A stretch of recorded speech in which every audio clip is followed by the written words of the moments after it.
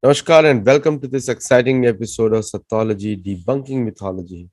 Sat means truth, Logos means a study or science, Sattology means a science of truth or study of truth. Opposite of that is mythology, which means science of fake lie imagination or study of fake lie imagination. Myth is a Sanskrit root word which from which different words are made, like mithya, mithyachar, mithyankahar.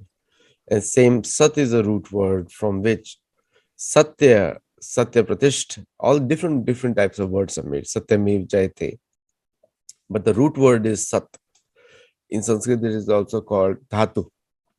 So in Sanskrit, if you want to understand anything, then you have to do Sandhi and Viched. Either you join the words or when you create it, or you Viched, divide the words, and then you try to understand granular meaning of the words. So today I have a very special guest today joining from Africa, and he's talking. The book is very has a very interesting title. Did have gods curse the Hindu community? That is a question that book actually essentially answers. So it's mostly a satire as well as a commentary on what has happened in India over the last few centuries of attacks by invaders and lack of response. So today I'm going to invite Dr. Subhash Kapur here. So Subhashji, welcome to the show. Thank you. Well, sorry, I want to correct you. I'm not Dr. Subhash Kapur. I am only Mr. Subhash Kapur. So Mr. Subhash Kapur, welcome to the show. Namaste. Thank you very much. Namaste. Yeah. So, first of all, uh, uh, Mr. Subhash Kapur ji, how did you come up with this title? Yeah, that is interesting. But before I go to that part of this one, I just want to say that whatever I understand, I don't understand much about Sattology at the moment, but I think that there is some corner you want to rewrite the history.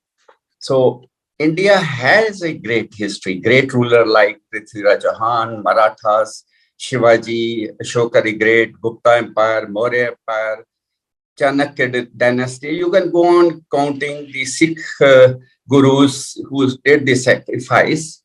But for the last 1,000 years, historians have been suppressing these great Indian Jews and mostly uplifting the name of Mughals and other invaders.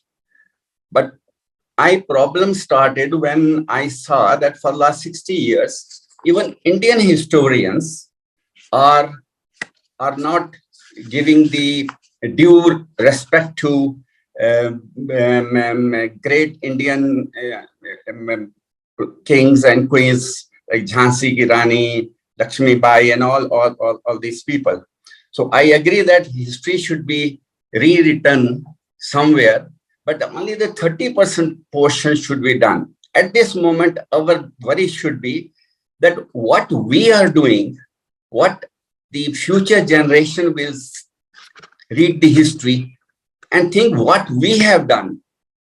We may go on blaming the past historian, but today the good present historian, what will they say what we have done about it? So this is what I came up with the book. Why I wrote the book, this is what the question you asked me. Three or four reasons picked me up. We have great books like Gita, Ramayana, Puranas, Vedas, and everything. And still I see people on Thursday fasting and going to the small masjid, or not masjid, the Peer Babas, this thing for Thursday fast and everything. That was a little bit of pain, little bit of pain, and that thing. Then second thing is what in India, when the VAT came and everything, there was lot of protests. You must have seen that we don't want to pay this thing, and all the world leaders are saying without the strong army we cannot maintain the peace. Those are the first 5 pages of my book. That the Russian vice president, Chinese president, Indian president, Indian prime minister saying we have to have strong army to maintain peace. So if we don't pay the taxes, only 5% of the Indians are paying taxes. How will we this thing? So one of these are the reasons I came up with the book. You raised some very, very important points, and about that is also maintained by Mahabharata, which I call it a Sattology, a book of truth, and Ramayana, a book of truth, science of truth. Because we have validated it, I have written 9 books, and I can tell you for sure that these I can corroborate Mahabharata words on a Google Earth map. That's how accurate it is. But somehow we have been told, and we continue to do not act. Now, Narad Muni, you raised a very good point that without Sanya Shakti, Sanatan Dharma doesn't spread. And that was the purpose of all the armies of Yudhishthir to go out and collect taxes from rest of the Jambu Dweep, which was all over the Asia and parts of Europe, and collect taxes. And that's what he did for 36 years when he was ruling. And that is what makes the dollar prominent in the world, because of American strength, military strength all over the world that dictates the trade terms. Now, what is one aspect in your book that which made you write? Because gods must have cursed Hindus. It is a indirect, there is something similar Max Muir has also said, that this race is cursed. And he said it in one of the writings in essays, which he read out in London in front of the parliament. So what do you have to say? Where does this strong word of curse has come in? What do you say? Why do Yes, you say that? yes, that is. You had asked me that how did you come up with the name of the book? I on the start of my book, I have written a shlok from God Krishna to Arjun, and in English it says, "Whenever virtue subside and wickedness prevail, I will manifest myself to establish virtue, to destroy evil, to save good.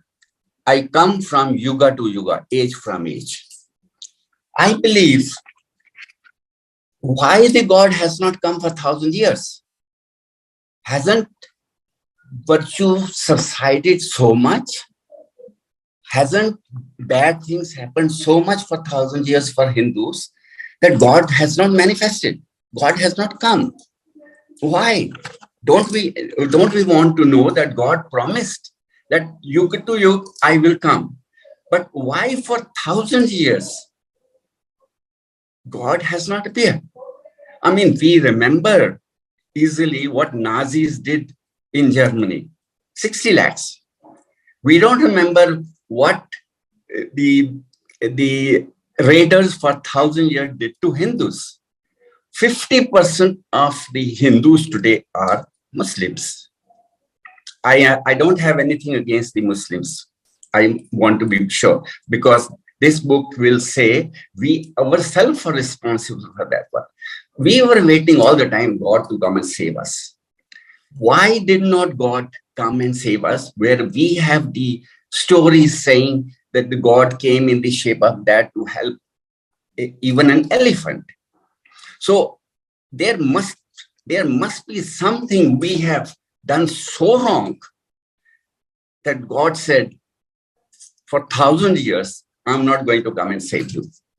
That is how the name of the book came, why the gods must have cursed Hindus, that 1,000 years of darkness we are into it. We were into it. You quoted the shloka, Yada yada hi dharmasya glanir bhavati bharata abhyuthanam dharmasya tadatmanam srijamyaham. So I myself come down. And another one is that कर्मण्ये va adhikar asti ma phaleshu kadachana. So we have been sent with a knowledge of dharma. We have been sent. Now, if you look at Mahabharat episode, Yudhishthir, Krishna was right in front of Yudhishthir. And Mahabharat war happened between the cusp of Dwapar Yuga and Kali Yuga. In that in the period, in the between the period. Now, in that Mahabharat war, you'll see Arjun, even though Krishna wanted to help Yudhishthir with his military help, he could have used his weapons also. But Yudhishthir stops him. He tells him, "It is not your work, it's my work. Because I am the Manushya, you are Bhagwan. It is my duty to fight." And that's why he stopped him. Somehow, it looks like we have forgotten dharma. You know, when you say, Shaurya Tejo Dhitir Daksham Yuddhe Cha Palayanam Danam Ishwara Bhavascha Chhatra Karma Sabhavajam. 7 qualities of a warrior or an administrator. And so maybe we have forgotten those qualities, or we are not learning or reading our books in a right way. What we need to do, we are expecting God to do. What do you have to say on that? Yes, we we if you read certain books, 3 or 4 books of when the first invader came 1,000 years back at the Great Temple, and there was a situation where they say there are 4 varna, 4 people. There are Brahmins and this and that, and the only Kshatriya will fight. Rest of them will just see. They will watch from the far away. And the Brahmins at that time told the Kshatriya, "You don't fight. Gods will help us because it is the attack on the gods." Our all gods, every single god or goddesses for that matter, if you see them, they have flower on one hand, a weapon on the other hand. They have Trishul, a trident on one hand, and blessings on the other hand. Name one, every single god had told us. I mean, they advised us, or they're blessing us about it, that you are a good person, but goodness will stop there when somebody does you harm. Does you have a right to protect. So maybe that was the thing we didn't do. Beside many things that why God has cursed us, this is one of the biggest thing, that why we became so completely dependent on this one. Today also, why we are doing the same thing? Are we only after the money and the protection and everything is few soldiers at the border? What, I fully understand the present word, but that is when the one of the reason I believe is that we may have been cursed for one of the reason. One of the thing my book covers is that if you read all the pages of the book, not once I have criticized any other religion, including Islam and Hinduism. I have not criticized any religion. I have criticized Hindus themselves to bring this onto themselves. We have a great religion. It's a Hindu religion, but we ourselves sometimes call it Hinduism. We have great religious book like Gita, Ramayana, as we have 4 Vedas, Puranas, everything, and we still call it a Hinduism. That is something which may have we didn't respect our own God. So how can we respect other people to respect us? Are you there? Yes, I'm there. So you raised some very important point, the word Hinduism. Now, whenever Anyone knows etymology? The word ism is used when there is a some, it's a connotation also added to that, which means that something is not real. They don't call it Christianism, they don't call it Islamism, but they call Yeah. it Hinduism, because the ism Yes. means a not real aspect. And as that is Yes. another fact also, most of the American leading thinkers like Mark Twain and many other people who follow him have always glorified Hinduism or Sanatan Dharma, Hindutva, as one of the best cultures on the planet.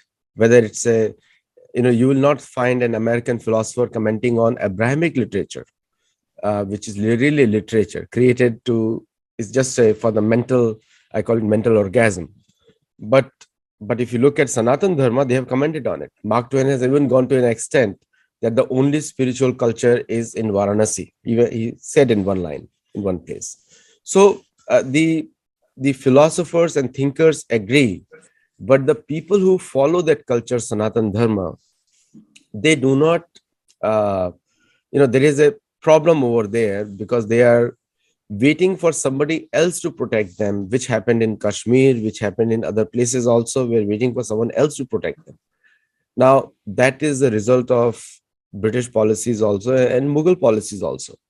Earlier, if you look at the history, you are a student of history and I am a student of history, and we both have written books in which if you look at the history of the world, then we see that most of the colonized people, colonized native, whether it's Africa or India or South America or USA also, Native Americans, this is a Native Heritage Month.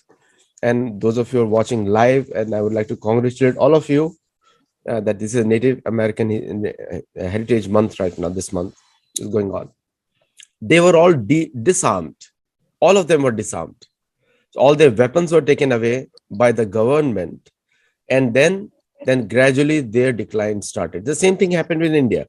In India also, they said Mahabharat you should not keep at home, and they said the weapons are very bad to handle. Even today the parents teach Hindus that don't touch weapons.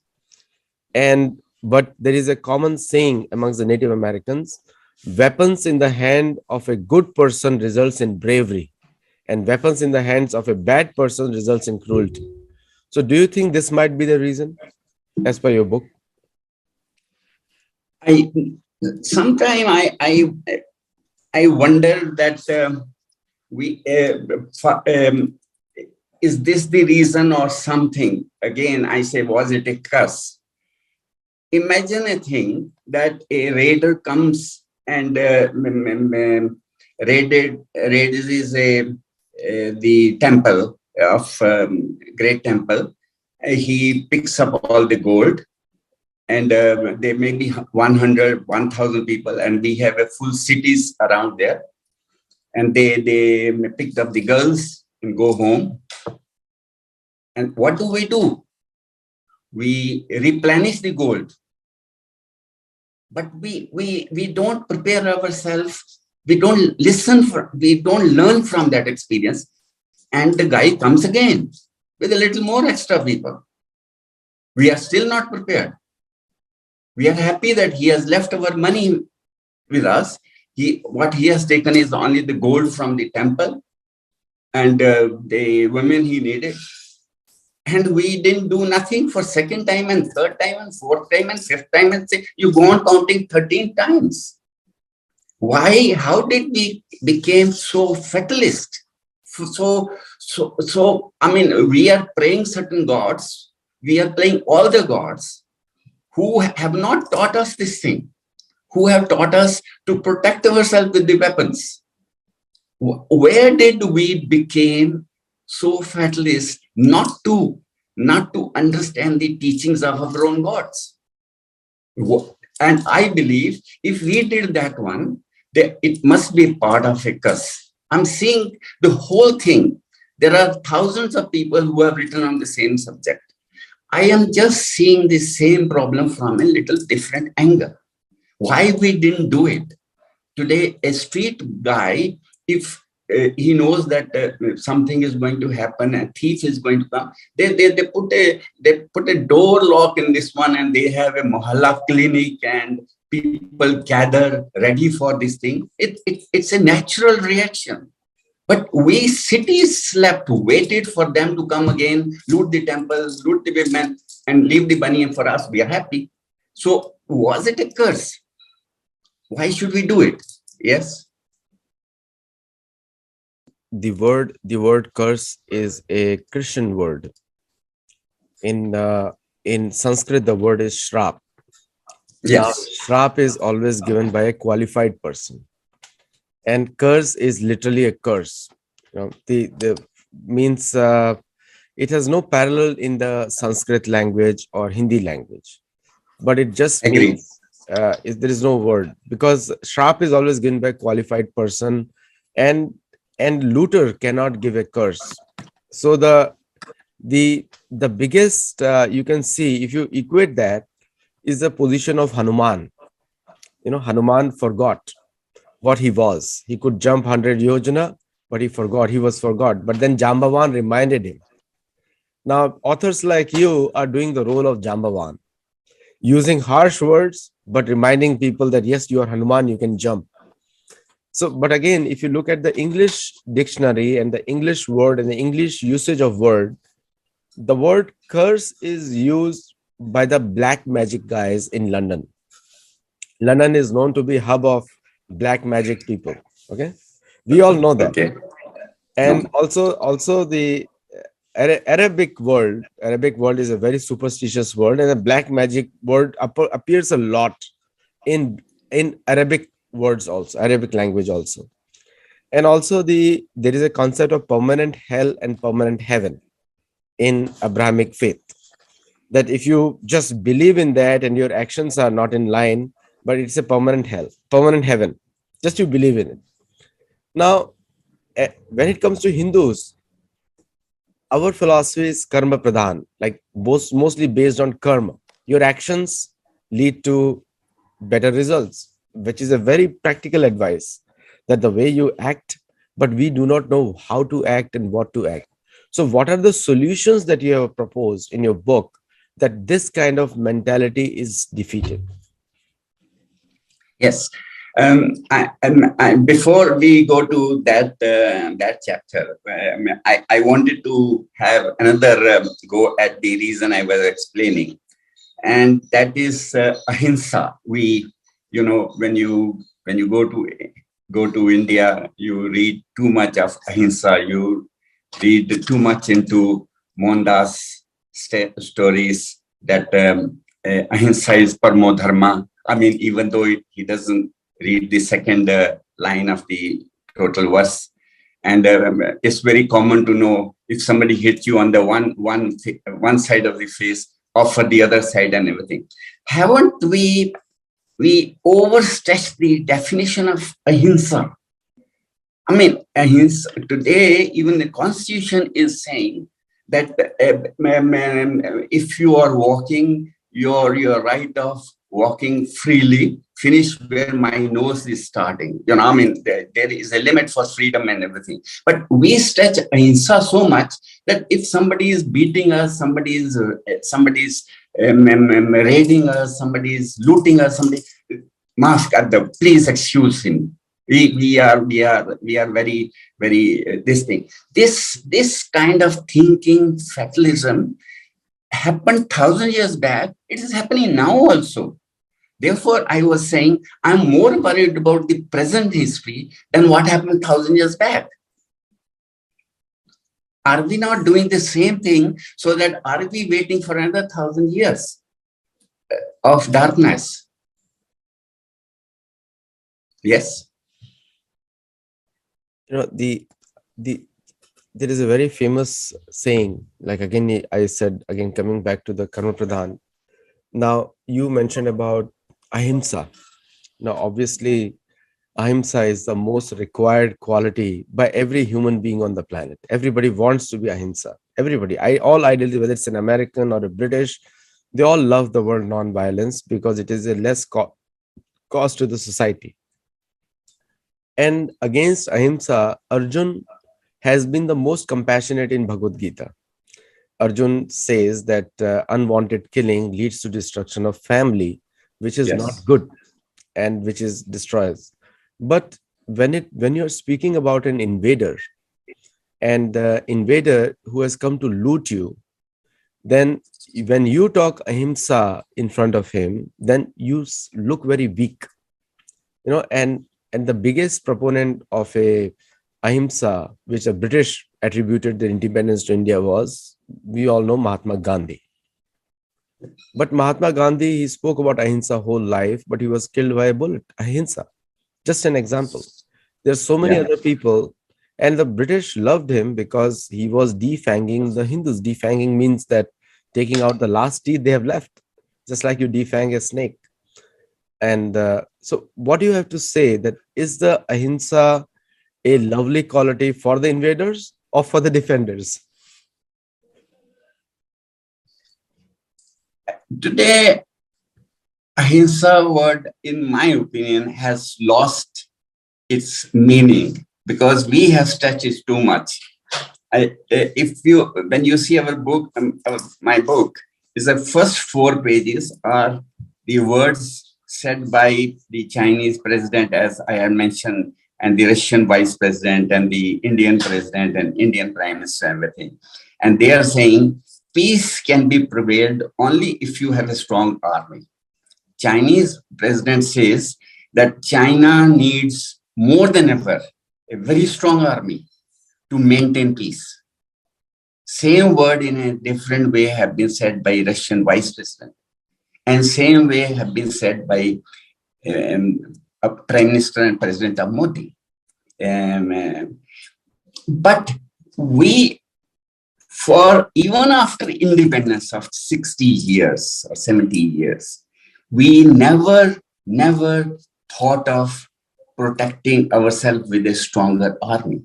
For 40 years, we didn't buy or produced even one single fighter jet. We didn't we didn't had a decent assault gun with the army. We didn't had the body bags.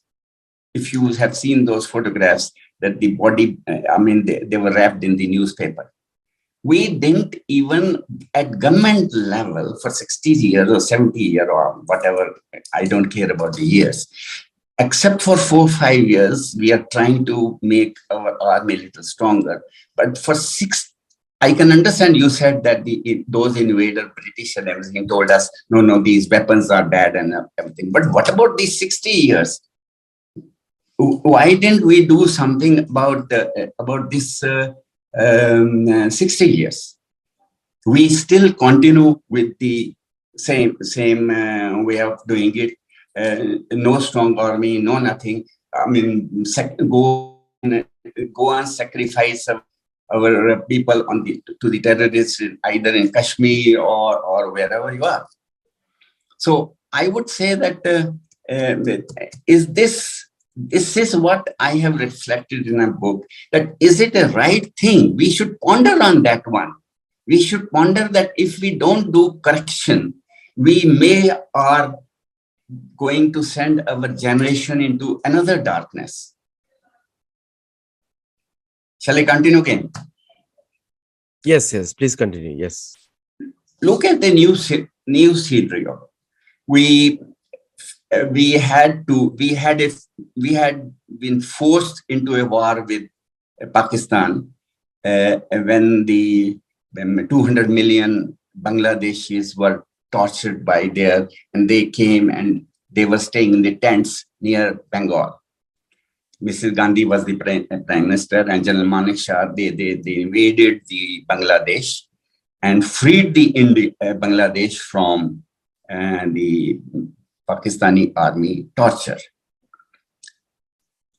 In that situation, today we would have thought that Bangladeshi should have been a little bit of thankful and they would have been a friend to us. But no, what has happened, what is happened today is that more than 200 million have 2 crores have crossed into Bangladesh and have been made voter this one. their cause of the election of a person eligible or not is a separate issue, but they were cause of the winning of this one. Now, if these things are going away, and I mean, there is talk that now it will become a greater Bangladesh, then this this is what is this? This is a curse. We have gotten independence. We haven't. Is it a curse? Now we thought that Bangladesh will be friend, but what we did is we are so nice people. We are good people. We protected those 93,000 army people of Pakistan, bring them safely into India, have a pact in Shimla or somewhere, and return them safe, well, to the Pakistan that here this one, and without any return condition, not one. So we are good people. We wanted, now this will make Pakistan happy and this will make Bangladesh happy. And we have nice, good neighbors. And look what has happened. Yes, please. The first civilization that usually collapses is the one which doesn't defend itself. And people forget that even though there were 1,000 years of Islamic attacks on India, Islamic invader attacks on India, India is still a Hindu country. And the people, there are thousands of people whose names are not written in the history of India who fought back to preserve this culture. And they could not have done it without weapons. They did it. And there are many great examples. Chhatrapati Shivaji, there were examples of Sikh gurus. 6 out of 10 Sikh gurus were killed fighting the same Islamic invaders. And some of them, their children were put in the walls. And also Maharaj Ranjit Singh, who could not tolerate in the 18th century, he could not tolerate, or later half of the early part of the 19th century, he could not tolerate what was done to their gurus. So they've continued that fight. So a lot of people have sacrificed their life. It's not that the Hindus have not defended themselves. But after independence, it has become even worse. Because first of all, people lost the motive to fight. Do you agree? Because the motive, Yes. one of the important motives to fight is to preserve dharma. Dharma doesn't mean religion. Dharma means a law and order, a peaceful society. That means dharma, which Yes. has to be protected by weapons. Now, people lost the will to fight that after independence. And if you look at the first 10 education ministers of India, who have continued the same British propaganda, and recently the British banned the Mountbatten, Lord Mountbatten conversations with Nehru, and at a significant cost to the British taxpayer, which the British must look into that. And they banned it because for the simple fear that if the truth comes out, then the complicity of the first Prime Minister of India will also come out. And was he a British spy or a British agent? And recently there was one tweet circulating about him begging or trying to be obedient to the Western monarchs, British monarchs. So do you think that the corruption has captured the leaders? Because that's what the colonialists do. They capture the leaders and the rest of the people have to follow. So did you think that has happened? Worse than that has happened. The corruption has captured the leaders. There is no single doubt at all. You hear, 10, 20 years back, we used to hear things about 1 crore, 2 crore, 5 crores. Now nobody is talking less than 1,000 crores swindling and corruption, everything. But my problem is leaders will do it and they have been doing it. Okay. My problem is that corruption has gone into the root of. Look at my way of thinking. One of the chief minister goes around, even nowadays, yesterday and day before yesterday, 50 days, and he said, I will give you 300 rupees worth of free electricity, vote for me. And we voted. If somebody is in jail and he says, Give everybody free shawls and blankets. Vote for me. He gets votes. Give them free. I mean, the Hindi word or Sanskrit aukat, they have shown us that what is our worth it. 300 rupees, and we will not think twice to sell it. So when the more coming up, what is going to happen? We will sell even the country. I'm blaming myself first. We are part and parcel of a system that even in 60 years, we have not understood that what is patriotism, what is the freedom which we have got after 1,000 years. Somebody is just $4 is offering for just vote for me, I'll give you $4 worth of electricity for of cost. I mean, it's a something very, very unhappy situation. It's happening every day. Every state is offering, I'll give you free electricity. I have, okay, with the one stroke of hand, one chief minister is saying, all your loans are clear. You don't have to pay any loan, be it 50,000 or 5,000. Just give me the vote. They are not left with any money to repair the roads, but they are offering free cycles to the girl students. Free, free, and do whatever you like. This is what I have tried to emphasize. We have to ponder, think ourselves. Are we doing right, or are we inviting another 1,000 years of darkness? Even a fraction of the people think about the patriotism that, you should be able to say, I am proud of being Indian. Nothing can explain the anguish of people when they receive this offer that for $4 electricity free, please vote for me. Yes. So there is a global United Nations Human Rights Initiative, which has focused on maintaining the status quo, and they forget the concept of invaders and defenders. So all the rights of the invaders or the attackers are brushed under the carpet, and usually the defenders always react second time. They react. And do you think that global human rights initiatives has weakened the resolve of Hindus to defend? Because the attackers, they attack, and the people who are defending ultimately vanish. So do you think that the overly peace-loving nature of Hindus and expecting hope from hopelessness has been the cause of their decline, when they are not they are not understanding that the attackers have to be called attackers, and defenders have the right to self-defense, even though always the defense is always stronger than the attack, because it comes with a double the retribution. So do you think that has weakened the resolve of Hindus to fight back? Yes, sir. That is, you have just put the hammer on the nail head.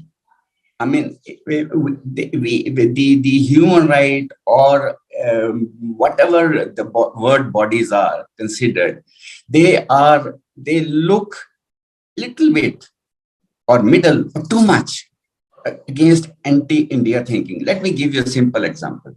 No country in the world want an uninvited guest. I mean, our one Nirav Modi was caught in one of the islands, and he was arrested and is in the court, or was in the court, and our whole team is holidaying there to release him and bring it back and everything. All those things happened. And for one person, the newspaper in the world was saying, very nice, got it, illegal person. We don't want illegal person. But what about India? There they are sleeping. If 200 million people have entered this thing, then it becomes human right. Why we don't have Rohingyas from Burma? It's a human rights situation. We don't have Bengalis from Bangladesh. It's a human rights situation. Is human right problem have to be shouldered only by India, only by Hindus? That is something which you were saying. I'm just adding to this one that if this is happening, I always see that it's not happening everywhere. It is happening only here because we must have done something very bad, very wrong, that we were cursed by our gods. We have been left in lurch, and we are not doing anything ourselves now. Even today, yesterday, we are not doing anything that we can. The historians of future, of present historian, are proud of what we are doing today. Okay, that they should write. No, Hindus have learned their lesson over the last 1,000 years.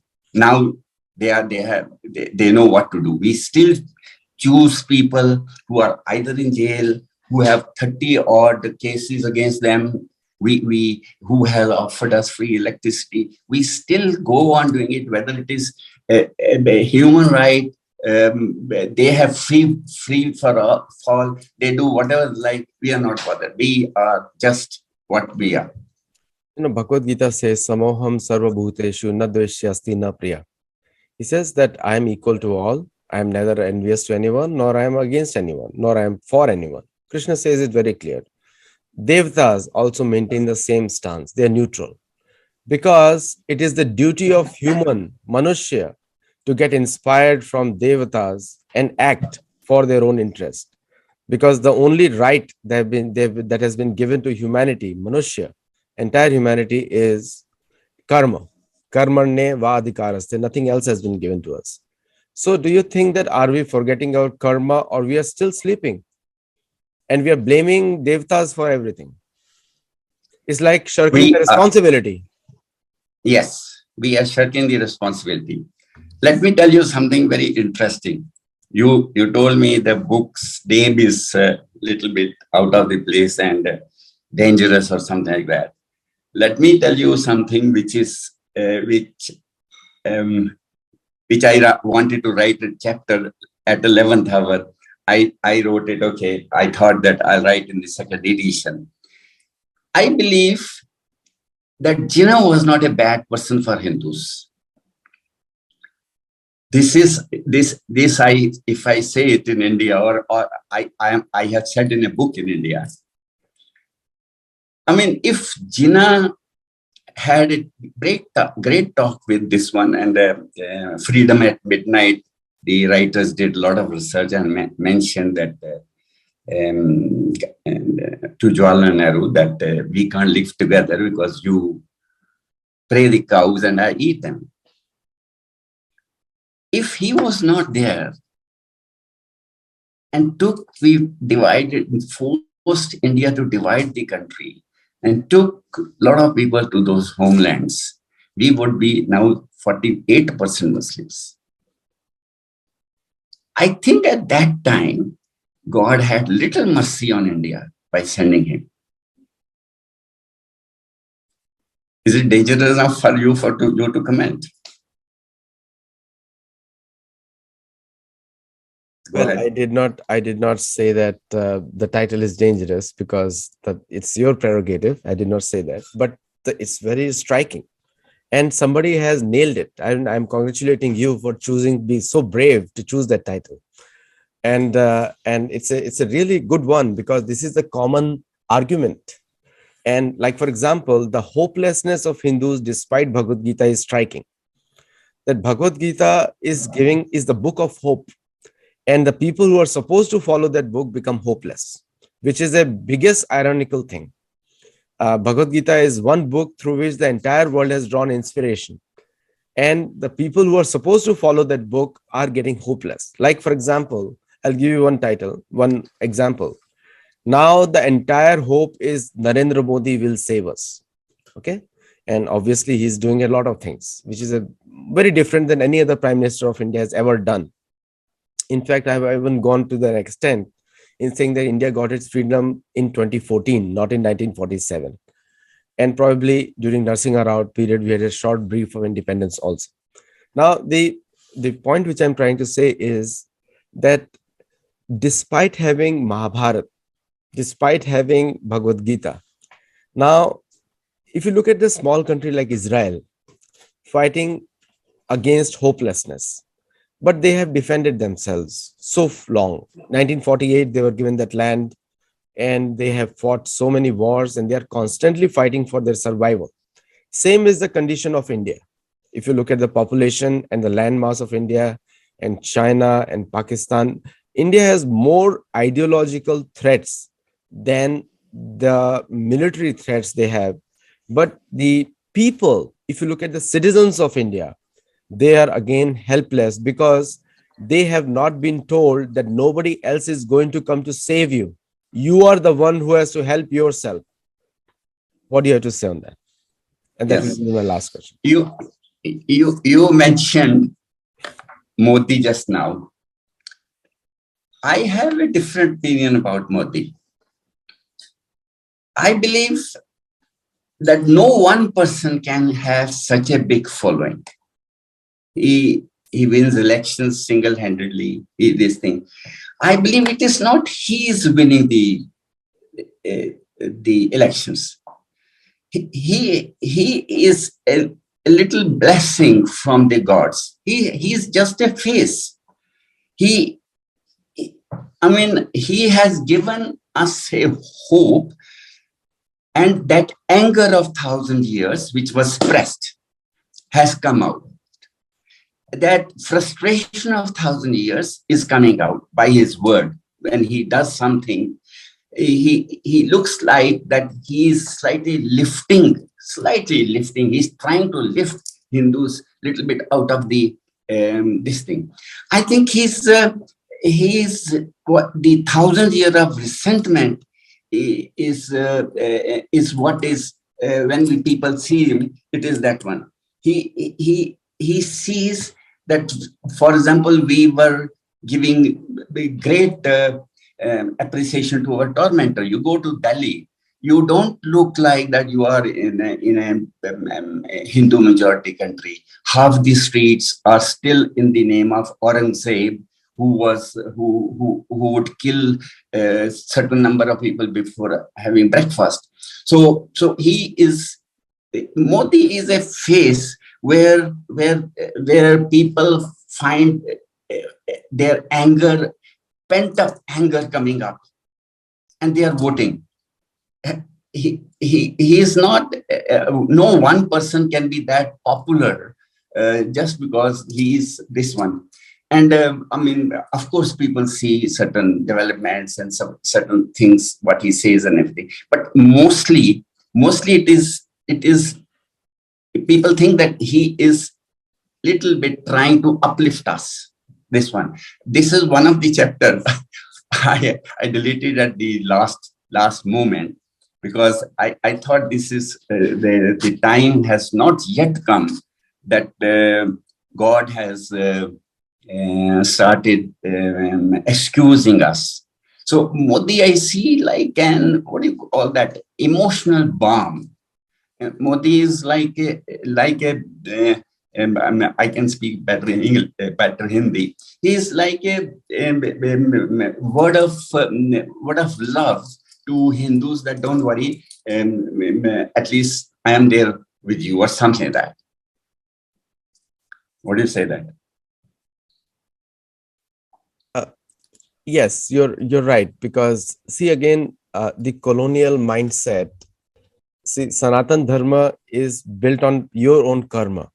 That is the main activity in Sanatan Dharma. Your actions speak louder than words. That is the basis of Sanatan Dharma, karma. And the colonial mindset is that somebody that like, for example, Britain, if there is no queen, Britain won't exist. I call it the small Britain won't exist. All the African nations, they continuously blame Britain for their poverty. The Western powers, they blame for the poverty. Now, if there is no, the colonial mindset is that I am going to protect you if you obey me. There's a condition there. That's a colonial mindset. Sanatana Dharma says you have everything you need to protect yourself, your culture, and your actions will protect your culture and your community. Very difference between the two. You know, like in the Abrahamic faith, God is the savior. In the Sanatan Dharma, Devatas are the foreseer. They are watching your karma. Okay, there's a difference between the two because they have Yes. empowered you to defend yourself. But if you pretend to sleep and wait for a savior, Yes. then it is a problem because then you're not following your own culture. So, Yes. and then, and then like Karmana Deva Netrena Dehu Jantu Rupa Paddhati. So Deva Netrena is there to protect you. You cannot blame them. They are the force. They are just observers.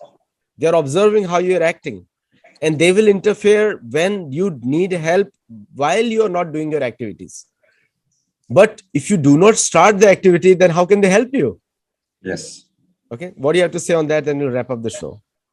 Um, I'll give you, I just want to quickly narrate certain figures, statistics. In 1980, India's economy and China's economy were just the same. In fact, almost erratically same, 956 to $980 per capita. Um, this thing.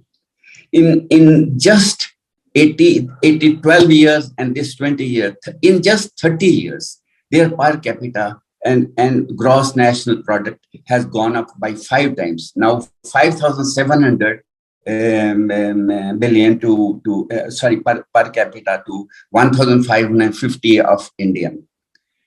We are always saying that we are people out of the world. We always are very proud that Microsoft and this soft and everything, all the American big companies are run by Indians, and all the big computer giants are run by Indians and everything. But there is some fault.